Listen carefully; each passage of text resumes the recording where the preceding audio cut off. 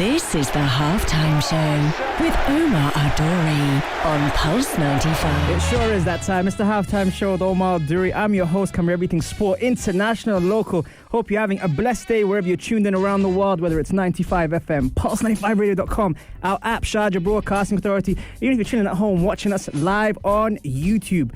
Man, I'll tell you something, honestly. 2020, I wanted to bring this guest on. And right when I was bringing this guest on the way to the studio, COVID hit. And I was like, you know what? Unbelievable, Jeff. I was thinking, God, I can't believe that we were really hyping it. We were really going to do it. And bless her, she went to the nearest hotel when she was on the way here, and she actually did the interview over the phone. Now, you guys on Instagram Live who are tuned in, you're probably thinking, who is this? Who is this? Lara Kicks is on the show. She's dropped by the Halftime Show to discuss her journey in Muay Thai and kickboxing, and how she kicked COVID-19 and is on her fight journey. Now, I'm going to have her on the show, and also we're going to be talking about competing in the UAE Nationals, maintaining her undefeated record. Yes, that's right, undefeated record. We talk nutrition, recovery, and how to star in the fight game on the only place to be at 3, the Halftime Show on Pulse 95. This is the Halftime Show with Omar Adori on Pulse 95. Yes, we are back, and we're back on the Halftime Show in the heart of Sharjah on Pulse 95, and we have Lara Kicks in the studio. What's going on, Lara? Hi, Omar. It's great to be here. Thank you for having me. My pleasure, my pleasure. You know what we were just saying off air? We made it happen. Yes, finally, we made it happen a year and a few months later. Yeah. But we still committed. We saw it through. And finally. And a lot of things have happened for you, actually, since obviously we last spoke. There's been, you know, the small thing of something called COVID.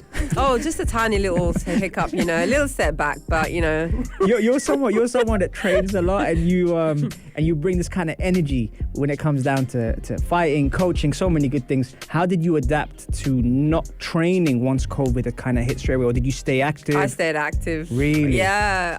Actually, that was it's going to sound ironic, but it was a good time in terms of training because I just got creative, and I know you did as well. Yeah. And I did it online, and I did group. It was actually how I think I stayed sane during the lockdown and being stuck at home. Yeah. I started to do online training sessions and involve my friends and people I know. And I just tried to get active at home and use what I had and use as much equipment. I used the stairs at one point when it was safe, obviously, without crowding and stuff. Yeah. But I didn't try, and I kept my momentum. The only thing I couldn't get was a boxing bag. I did get one just before the gyms opened. Oh, really? But yeah, but it was a heavy bag? It was a stand-up bag. But because Okay. I live in an apartment, I couldn't use it because it was knocking the floors. Because you're probably hitting it too hard, that's why. It just rocks. It rocks. It has to rock. It has to go somewhere. Yeah. What was the initial reaction for you, like, when obviously we heard about the news, and obviously, you know, you're a fighter, you're a coach, you do a lot of things. What was your initial reaction when all this stuff happened? It was slowly, like, I think I was calm, but it was obviously tough for a lot of us because we weren't with our families. They were in different countries. Yeah. So I actually realized throughout the lockdown and quarantine, I put on extra positive, I felt really tried to be really positive and strong for the people around me. And I did, as I said, a lot of the online sessions. I involved everybody. I did them 3 times a week, workouts. But I really went into kind of, I'm going to be really positive and I'm going to thrive through this. We didn't know what was happening. Yeah. We were completely uncertain. I knew if people got COVID back home in the UK. It was stressful, but at the same time, I was just trying to push myself through it as much as possible and take it as it came, day by day. And obviously, there were ups and downs. I did have a few sleep issues, so that did. Obviously, there was something internally happening, but on the outside, I really tried just to stay really positive and composed as much as possible, and to get on with things, and to just to really get through it the best I could. So I did that, and only after the lockdown had ended, I realised, wow, I was on full survival mode and trying to get through it as much as possible. Yeah. It was good to an extent, but I realised I did that. I just totally went into a positive mode. Did anything surprise you about the way you handled things? Because obviously, you know, being in a positive mindset, being set, and having to face, the pandemic, did anything surprise you about the way you responded to things?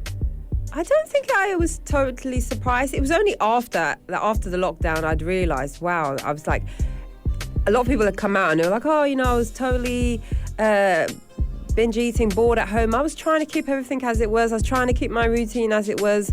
But then after I had come out of the lockdown, I was like, wow, I really went into overdrive and like really tried to stay on top of things as much as possible. Yeah. But I wasn't surprised. I think that tends to be my way with a lot of things. I try to just remain composed, be strong, and treat any challenge as an opportunity to grow. But obviously there were physical sides, like with the sleep, a little bit of insomnia, to be honest. But what was that from? What was the insomnia? I think it was because of the family in the UK and like people I knew who got the symptoms, and I was obviously, you're so far away and you can't really help. Yeah. So I felt a bit helpless in that situation. Yeah.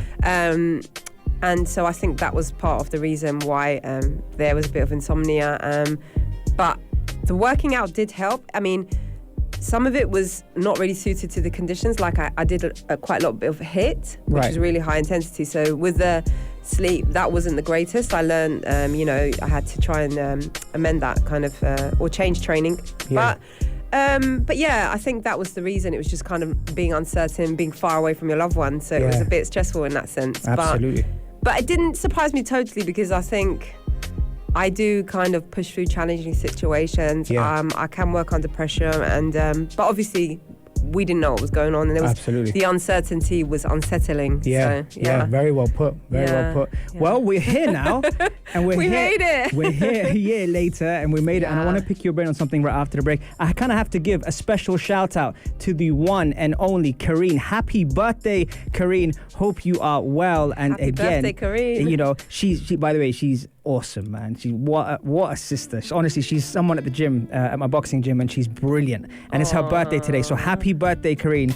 We love you at RB, and we love you outside as well. Okay, right. Coming up after the break, we've got more of Lara Kicks as we talk about the undefeated, yes, I said it, undefeated fighter. Coming up right after the break. Enjoy, folks. I'll see you in a bit. This is the Halftime Show with Omar Adori on Pulse 95. Sure is that time, and the energy is right in the Pulse 95 radio studios with Lara Kicks is in the building. Lara, what's up? All is good, Omar. We made it happen, so I'm happy. Yeah. When you're on. Absolutely. We've got some questions coming in for you, Lara, so I'm gonna start off with that. Masoud from India is asking, how does she reset? I like to have fun, work hard, play hard. I actually believe in that motto, and I just recently got out of the UAE. I went to Tanzania, Arusha. There's a great group out here in Dubai, actually, called Navy DXB. It's a sports group.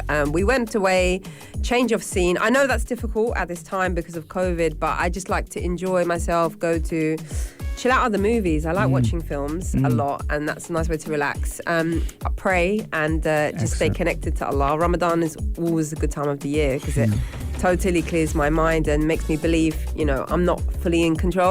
So also that's important. Recovery, sleep.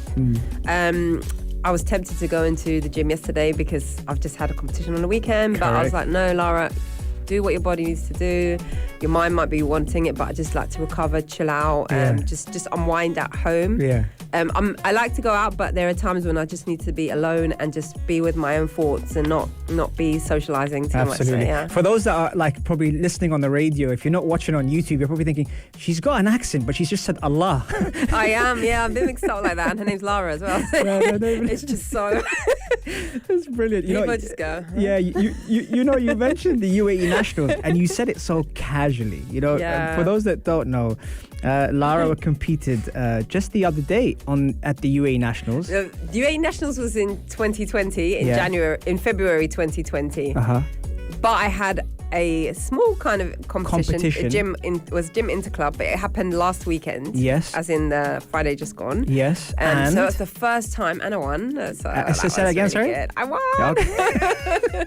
I won. Okay, good. Yeah. Definitely. Okay, go on. The UAE Nationals happened in February 2020, and that was literally a month before the lockdown, and it was a really great competition. It was it's national level, so everybody from the UAE was competing. It was televised on UAE TV, and it was like the actual setup was amazing, and Yeah. that was a massive high, and that happened at the beginning of 2020, and then Nice. we went into lockdown, and it's Yeah. like, wow, it was kind of like really Strange. big. It was strange, Yeah. it was strange, but it was such an epic way to start the year, to be honest. How has your mindset evolved, like, since we talked 2020, and now, mashallah, you're an undefeated fighter as well? Is that 5-0? 5-0, 5-0, baby, yeah. 5-0. But no, well, how it developed? I'm a bit more like the other day, because Friday when I competed, I realised I'm a bit more calmer now, whereas before I was slightly immature in my sense. Like, even with sparring, I'd be like, I'd have this whole attitude, win, and I still want to win, but I'm a bit more, I try to be a bit more controlled now and a bit more relaxed and less kind of hype. Like, it's good to be hyped and obviously charged and positive, but like to be controlled and calm, that is a different way to handle things. And I think that's how I need to handle life. Like, sometimes in life you turn to, when you're a bit more immature, you rush through things, you're a bit impatient, and like that can lead to mistakes, because I've got technical development points, as you call them, that need to be improved, like with my guard, and like I cannot be rushing if I want to get to the next level of higher fighting, because you know, some of my technique might work now, or my go forward. I'm very go forward in my attitude of fighting, but I just learned, be a bit more controlled, be a bit more calm, be a bit more grounded in my approach, but also be fast and aggressive. It's kind of like when you see a swan going fast, but they're calm under, like, where they're paddling really fast in the water, but they look really composed. Absolutely. So I'm trying to have that, whereas before it was just like, I was just full on. And is that because you've mastered like your fight and flight, and you've been able to kind of control yourself better in high pressure situations? I don't know, actually. I know on when it was this recent competition, because it's been such a long time since I've been able to compete because of the situation with COVID, and because I'm not at that level where it's like they've got the like pro fighters and stuff. I just thought, and one of my friends and coaches in the UK was like, Lara, have fun. You know, this is sort of like, it's not the level of the nationals. It's more of a gym interclub, but just have fun, enjoy the session, and learn from it. Take away experiences. So I was like, you know.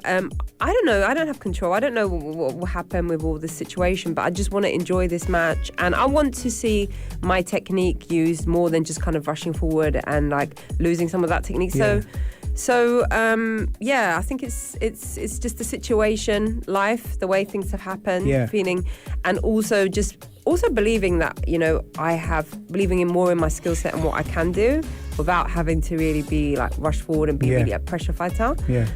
So I'm trusting more in the process a bit. Right. So, nice. Yeah. You know, obviously we all face challenges, and people always have advice and opinions on fighters and what sort of challenges they face. But what sort of challenges? Always have opinions. Yeah.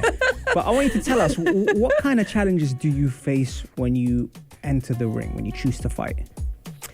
So I took this one on like on the weekend. I was a short last minute I found out very last, like a few weeks beforehand. But it's just really, first of all, you have to do the weight cut.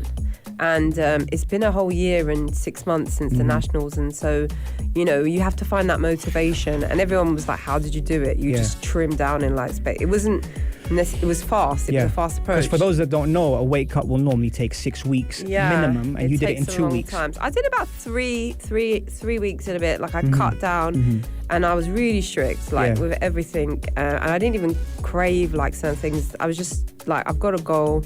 I need to get down. This is the weight I've put forward. This is what I'm comfortable with. I'm going to cut. And I was in the gym every day. I did get like a sauna, like a sweatsuit, to get rid of any water retention. Because, you know, but that was the challenge, physical challenge, obviously.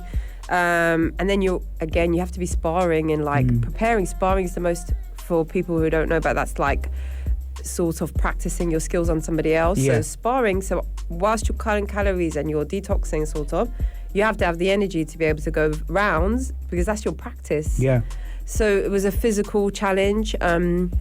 Mentally, again, you're like, you forget. Like, you don't really, in other parts of the world, interclubs or the competitions tend to happen a lot more. The amateur scene is still being built up here. So mentally, you have to like get past any thoughts or limitations, limiting beliefs. I like to visualize. Somebody I follow, he's an ex-Olympian boxer, and he said he uses visualization. So I really like to visualize. What's his name? Tony Jeffries. Shout out to Tony Jeffries. Yeah, he's great, actually. I've subscribed to his program. I'm Yeah. also subscribed to another person's online program, Liam Harrison, 8 times world champion. I subscribe to him as well. Excellent. And like I follow all of their their videos and like online training. But it is about getting in control of your mind and thoughts. And people like who's the opponent, what they like. Sometimes I don't want to know too much, especially now when we're still at this level of amateur. So I can't think about it too much. Yeah, you can't overcomplicate it. Don't overcomplicate it. Be ready. Yeah. Train hard. Yeah. Because if you don't train hard, you'll regret it. Like push yourself to the max. As long as you tried your best, then you can say, you've done it. And do you tailor off closer to the fight? Do you tailor off your training and manage? Yeah. I totally rest. Good. Like, my previous class coach was like completely rest.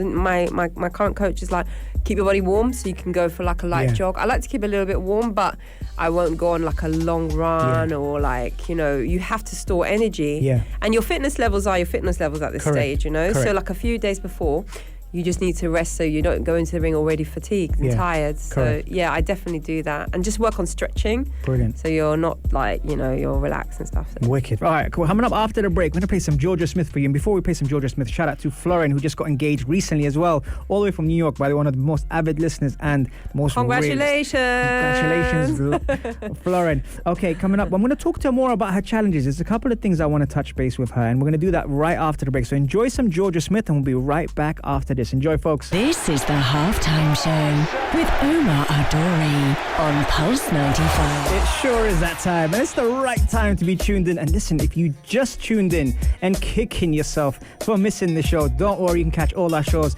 on Apple, Spotify, SoundCloud. If you like a podcast, or if you prefer a visual and want to see our guests, head over to the YouTube channel Pulse 95 Radio, and you get to see the whole episode, commercial free, music free, ad free.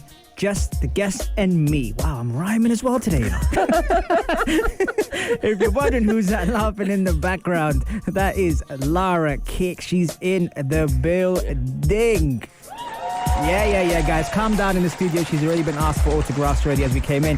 But saying that, Lara, we had some questions and some really good questions coming in from our listeners saying if she had a chance for mental health awareness to go viral, how would she do that? Now, I know you've got a background in marketing, so this would be, I have a feeling this would be really good, but what would you do? I would bring it into, I would relate it to sports, because I think we need to action it. We need to get people physically involved into it as well, because I think mind and body are connected. So, and I was saying to you, like, a lot of people get into Muay Thai or boxing to actually work through certain issues, and it helps them to channel emotions and expressions in quite a healthy way. Yeah. So I would involve the sports side of it as well, so people can come socialize, because team sports are really great for socializing as well, and for them to physically change their physiology to move, so that you release so many chemicals, endorphins, serotonin. So I would involve sports and social media, and we communicate openly. I think there's a lot of open communication as well, but there'll be some chats as well, because not everybody wants to be open about their mental health. Correct.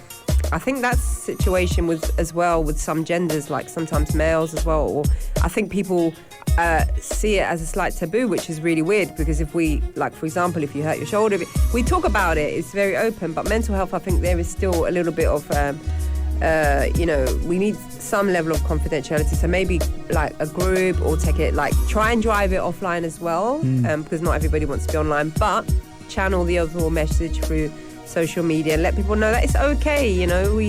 We need to talk, and we need to be open about these things and work through it. And sometimes you just need to talk and let those things go. So sports and communication. I like it. I like it. Let's do it. Plan this one. Yeah. You know what? I see a collaboration happening. Yeah, there she is. Great word that is. Okay, another question coming in for you. What advice do you have for young and up-and-coming girls coming into the sport?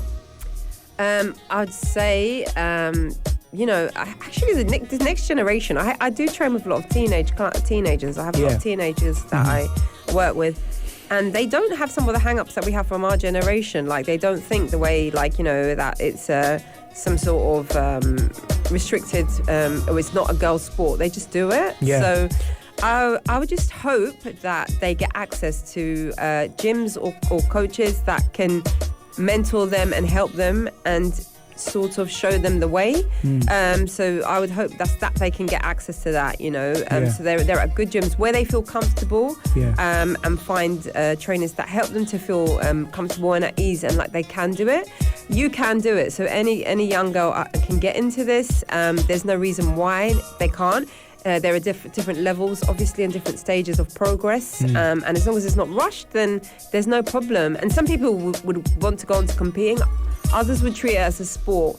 I think so. There's this whole thing of stop worrying about, what girls should or shouldn't do, and just find a space you're comfortable with, and slowly take time. The journey takes time, so don't be rushed. Don't feel pressure to achieve certain things, but just enjoy it and go for it. I like that. I like the fact you said enjoy it and go for it, because sometimes we get so wrapped up in competition and just trying to be the best that we kind of forget to enjoy.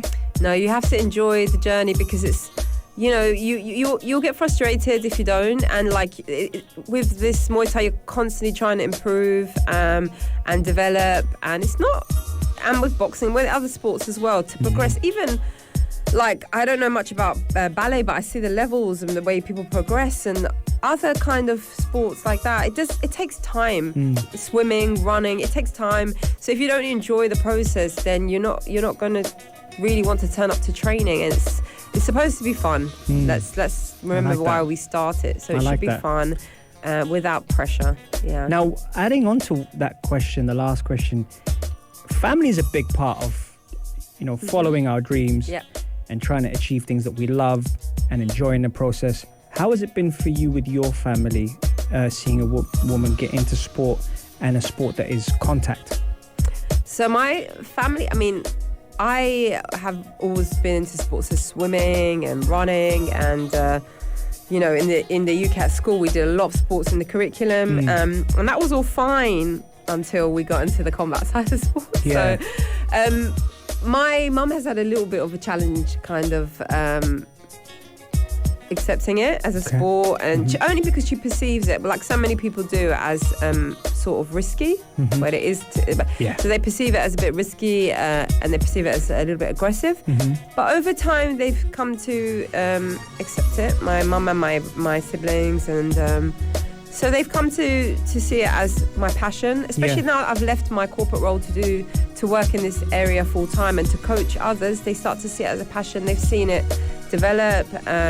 They've been, they've seen that I've won my nationals. So they're accepting it slowly, but initially it was kind of a surprise. They're just not used to it. It's like the perception of it is that it's aggressive, it's violent. And to a lot of people, it's just perceived to be kind of violent, but they're slowly coming to terms with it. So it's not been particularly easy, but they're happy that I'm sort of happy in a way. Yeah. And has that experience changed the way you think of how you're going to be with your kids? Yeah, that's a hard question actually, because I think if when I have kids, would I, if they wanted to compete or do some of the stuff that I've done, how would I feel? But I think it wouldn't necessarily be easy to watch somebody to fight or whatever it is they want to do, but I think I would be accepting of it, and I'd try. But you still have your concerns, because what could potentially happen in these in all areas of it, even just the training, the sparring and stuff. But it's just trust, and trusting that they have some sense. So. I like that. Lara, for those that don't know, obviously you mentioned it earlier, you kind of switched worlds from the corporate world to following into fitness and health and stuff. It hasn't been easy, but has it been worth it? Absolutely. I always go to bed at night knowing that I've given 100%, that I've somehow impacted someone. I train with a lot of teenagers and women, and I always feel like they come away with something, and I feel really good about it, and I'm chasing my passion. I don't look forward to the weekend to kind of escape the week. I work on my weekends because I have clients on weekends, so I love what I do. I get up and I'm really happy that I can watch videos of fights and go out and do what I love, you know. And I'm also venturing into fashion now, sportswear. Yeah. So what's the sportswear? Lara Active. little plug there. You can follow it on Instagram. So soft launch. But no, I'm just doing stuff that I really. I'm lucky enough to be able to have got to myself to a stage where I can use my skill as a job, you can call it. And when you do what you love, you don't work like.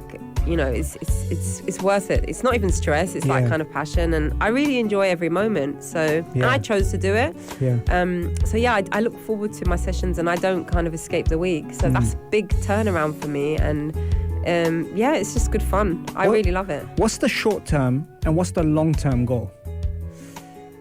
So short term, I work with my clients and I just take on new clients on a regular basis, or build the clients I have, or just develop. Short term, I'm always going to the gym and just working on improving my skills. I've launched various areas of clothing. I'd like my clothing brand to take off and to become a massive brand and global and work out to be something really big. I really intend to try my best with that. Some people have wondered if I'd like to open up some sort of gym or academy, or that's how this has been called, but I don't know. I just take it as it comes for now. But it's just working on building more the sports brand up, the fashion wear, and training myself. I'd potentially like to do a pro fight nice. for a certain organisation in the UAE. Let's see how it goes, you know. Can I come and watch that? If there's no COVID restriction, please come along and bring that energy you have today. I would love that. I would be so happy. I'll go You hear me in the corner. Yeah, that would be great. That's a goal, but you know, you have to have big goals. Whether or not it happens, I don't know yet with the situation. Inshallah will. But I'll work hard. Inshallah will. Watch out. I'm telling you, watch out.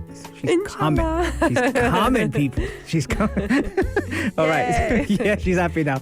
All right, guys, so we're going to take a quick break now, and we'll be right back after the break. We've got the Adhan coming up, and then we've got more of Lara, so keep those questions coming in on the only place to be at 3, the halftime show on Pulse 95. This is the halftime show with Omar Adori on Pulse 95. It sure is that time. And you know what? Unfortunately, it's almost full time on the halftime show. We're having a good time here in the studio. And if you are tuning in on the Instagram Live, you would have seen a good conversation we're having about how the world has been reset and how Lara Kicks aims to take over the world in one more year's time. I said it here, people. I said it here.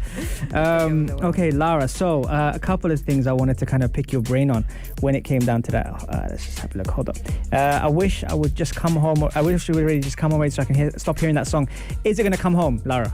It's coming home. It is coming home. We have to believe it's coming home. Come on. There you go. The UK have been through enough this year, so let's just have that one positive thing to look forward to. Yes. Well, yes. not one, but a positive A thing. positive thing. I can't wait. Come on, people. Okay, so Lara, there's been a couple of things I wanted to ask you about. How much of the fighting game is based on nutrition? Oh, it's important. It's so important. Like, a lot of the fight game, you have to have really good cardiovascular, and it is a young person's sport. And if you're I'm certain age now where I need to be really looking after my nutrition, because if I don't, it was as well preparing for this competition. I really started to eat just pure clean dieting, nutritious food. It gives you good energy. It's good for your cardio. If you eat like greasy processed food, then don't expect your cardiovascular to be at its best. And with this sport, you need to be fast. You need to move a lot. You know, there is strength involved, of course, but it is heavily related on cardio. When your adrenaline's high, your breathing's high. If you have poor nutrition or poor habits, that will come out on the day. And it just helps you with your recovery. What you are what you eat. You need to have protein for your muscles, of course, healthy carbohydrates for energy. And there are really good diet nutritionists out there. I would like to work with one if I had to do like another weight cut, because again, it's really good to eat a diet that optimizes your health but helps you to get into your best shape. Nutrition is everything. Yeah, I like it. I truly believe that. I've had some wicked nutritionists on the show as well, by the way, so I'll definitely connect you with a couple when the time comes right for your pro fight. Oh, here we go. I'm committed on radio to a pro fight. That's good. Well done, Lara. Any nutritionists out there, please. Yeah. How much is it based on recovery? Recovery is so important. Again, because it's cardio based, if you push your heart rate to a rate where it's constantly, you're constantly working hard and you're not sleeping well, you're going to be slow, you're not going to be agile, you're not going to be fast on your feet. Your reaction speed is going to be slow. You won't be able to think on your feet. And you just be tired and sluggish. And even if you're not, you are creating more harm than good for your body. So recovery is really, really important. In Thailand, they do a lot of running before fights, like 10Ks, and like to have a good pace and to enjoy it, you should be able to sleep well and even nap during the day just to get your energy levels up. So recovery and nutrition are really important. God, there's going to be a few people who are really happy when you said about the nap, because they love napping during the day. Oh, napping is actually not a bad idea, Like if you can get a siesta in, then if you're one of those people. Also, ice baths are really popular. Yes, Lara, tell me about the ice baths. That is a good. I saw you tried. I want to try that ice bath. That was popular serious. in the UK. Yeah, I need to try that. That was serious. Benoit was amazing. He was on the show as well, the Iceman. He's just like, I actually kind of like the look of that more than I like. I like cryotherapy, don't get me wrong. I've tried cryotherapy, but the ice bath, that's the way they do it in some of the gyms in Thailand. Just sit in an ice bath and it just reduces all your inflammation. We need to get you on that. Yeah, I want to try it. That is, I think the best thing about that, again, and I have no affiliation with either cryo or the Iceman himself, but I think the best thing about the ice bath is the fact that the prep work that goes in before you go into the ice bath. I think that for me was the game changer when it comes down to the recovery side, because he teaches you how to breathe. Yeah, breathing is Now, how really is breathing important. linked with people that are starting to get into fighting is the fact that it helps you control your breath in high pressure situations, which normally, and this is really funny, when I did the ice bath the first time, Benoit had no idea about anything about my background, didn't follow me on Instagram, nothing. And he said, "Why are you fighting the ice?" Wow. Yeah. And it often resembles and reflects on what you do in life. So he didn't know anything, and I didn't know he knew that. And he said, just you need to be able to control and manage your breathing, which then when it comes down to a high pressure situation, you will be able to manage that the same way. And that's why I asked you earlier about fight or flight, because I know the way the brain works with sympathetic versus parasympathetic is important in performance, and you do that already naturally. So I definitely would recommend that, and I think I really that's want to try it. Yeah, I've definitely. seen it, We'll connect the dots for you after the show, and make sure you get your I think it's ice great session. for recovery. Yeah. Brilliant. Okay, before we wrap up, because it's full time, it's rushed, it's flown by. How can we follow you if we don't follow you already? And is there anything coming up you want to share with us? So it's Lara_kicks_DXB Instagram. That's where most of my content is, and then you'll see my sportswear link to that profile. At the moment, no major plans coming up. I'm just taking it as it comes. Yeah. I'm working with all of my clients, enjoying it, and I'm just gonna get back in the gym and keep developing and progressing. But if there are any big projects coming up or news, I'll sure to be sharing it. So I like it. So make sure you stay tuned. Yeah, stay tuned. Stay tuned. You never know. I hope you enjoyed the show today as much as I did. Yeah, I really loved coming on, Omar, and I'm glad we made it happen after COVID. And it's been a year and a half in the waiting. So I'm really happy to have come in and share this wonderful show. Thank you so much. Which I listen to on my drive time a lot. Thank you. Thank you. Thank you. Love it. There you go, folks. We have reached full time on the halftime show. That was Lara Kicks. Make sure you follow her and also stay tuned, because hopefully there'll be some big news coming out of her very, very soon. Remember, you can catch it every Monday, Wednesday, and Saturday, 3 to 4. And if you do miss our shows, don't worry. The podcasts are available on Apple, Spotify, SoundCloud, or if you prefer a visual, head over to the YouTube Pulse 95 Radio, and we are there. That's out from me and Lara. Guys, have a fantastic day. Coming up next is Afternoon Karak with Aisha Al-Mazmi and Mikael Atiyah. Guys, take care and stay blessed. We're out. If you liked this episode of The Halftime Show, drop a like and subscribe. 95. Be sure to follow us on Instagram for all our daily updates and top stories.